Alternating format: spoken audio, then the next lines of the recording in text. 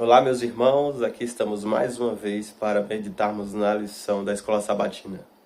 E hoje a gente vai ver apenas a introdução, que é o dia de sábado. E a lição desta semana traz como título a Páscoa.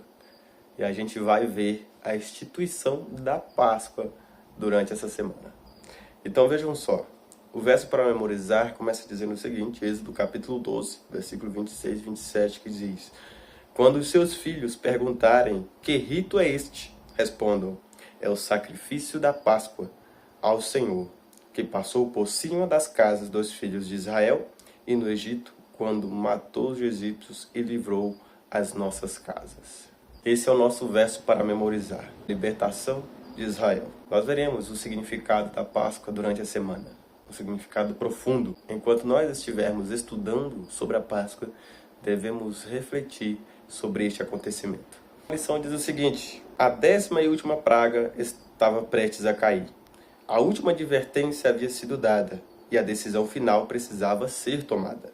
Era realmente uma questão de vida ou morte, não apenas a vida de um indivíduo, mas a prosperidade de famílias e de toda a nação estava em jogo. O faraó e seus oficiais eram responsáveis pelo destino de muitas pessoas. A atitude dele em relação ao Deus vivo determinaria não apenas seu próprio futuro, mas também o de sua nação. Como nos sentimos e o que fazermos quando a gravidade das circunstâncias pesa sobre nós? E precisamos escolher o próximo passo e a direção a seguir. Essa é uma escolha que pode afetar a vida de muitos, outros além de nós mesmos. Deus está sempre disposto a nos conceder sabedoria e entendimento e poder para fazermos o que é certo. O problema, no entanto, é que nosso coração teimoso nem sempre desejamos fazer o que é certo. Sabemos o que é correto, mas nos recusamos a fazê-lo.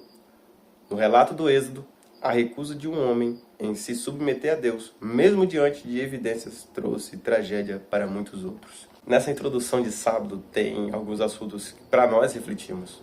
Veja que o que aconteceu com o faraó.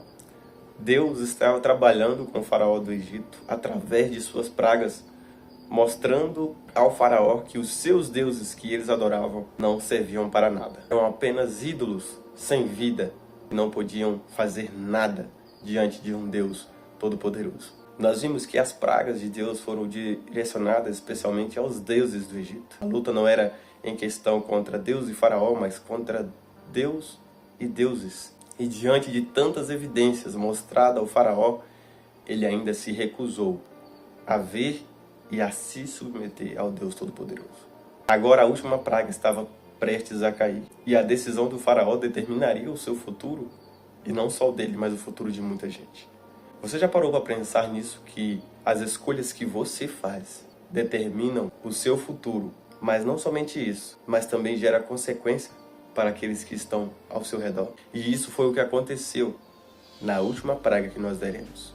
O faraó poderia ter mudado o seu futuro e o futuro daqueles que estavam perto dele, daqueles que estavam sob o seu comando, se ele tivesse se submetido a Deus. Mas ele se recusou diante de tantas evidências. Você foi chamado por Deus. Eu não sei se eu estou falando com alguém que ainda não tomou a decisão de caminhar com Cristo, de mudar de vida. Mas saiba que, se você ainda não tomou essa decisão, Deus tem um chamado para você.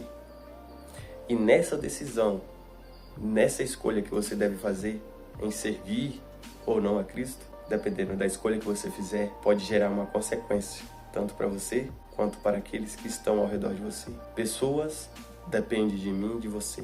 Vou dar um exemplo bem simples para nós compreendermos essa escolha nossa de tomar a decisão, que pode afetar a mim, o meu futuro e também o futuro de outras pessoas. Eu fui chamado por Deus e você foi chamado por Deus também para segui-lo.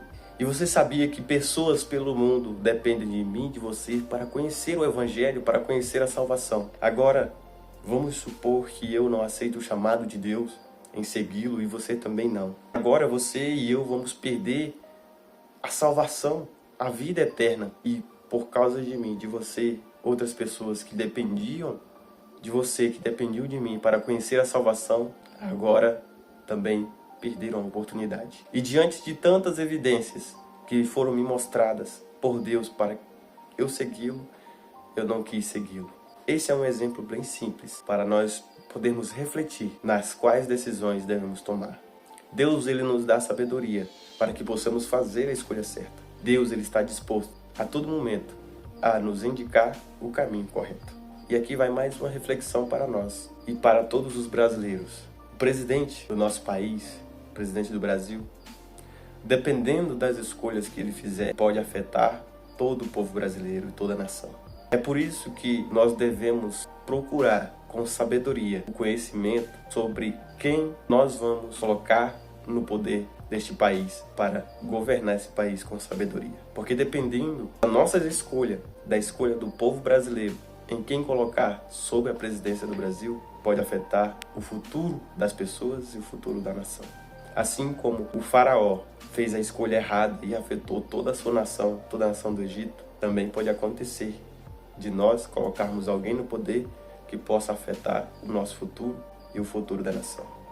Então que a gente possa refletir nisso também, que a gente possa analisar com sabedoria, ouvir com sabedoria e também pedir a Deus para que nos oriente, para que nos dê sabedoria, para que possamos votar com justiça, com sabedoria, naquele que possa nos conduzir a um governo excelente, a um governo justo. E eu termino lendo Filipenses capítulo 2, e o versículo 13, que diz assim: pois é Deus quem efetua em nós tanto o querer quanto o realizar de acordo com a boa vontade dele. Deus, ele está disposto a nos ajudar, a nos indicar o caminho correto, a nos indicar a fazer a escolha certa. Mas para que Deus possa efetuar em nós o seu querer, eu e você devemos tomar a escolha de permitir que Deus faça isso. Devemos permitir, deixar que Deus conduza a nossa vida. Devemos nos submeter a esse Deus de amor, de justiça e de sabedoria. Eu convido você para orarmos neste momento, para agradecermos por essa reflexão. Querido Deus e eterno Pai, obrigado pelas tuas palavras. Obrigado pela lição da Escola Sabatina, que nos faz refletir em nossas escolhas, nas quais decisões devemos tomar. Mas não somente isso, Senhor. Te peço para que nos conduza com justiça e com sabedoria, para que nós possamos tomar a decisão correta, fazer a escolha certa. Peço ao Senhor que a pessoa que estiver me assistindo, ela possa tomar a decisão correta e que Teu Santo Espírito possa guiá-la no caminho da verdade. Em nome de Jesus que eu lhe peço e lhe agradeço. Amém. Fique com Deus e até a próxima lição.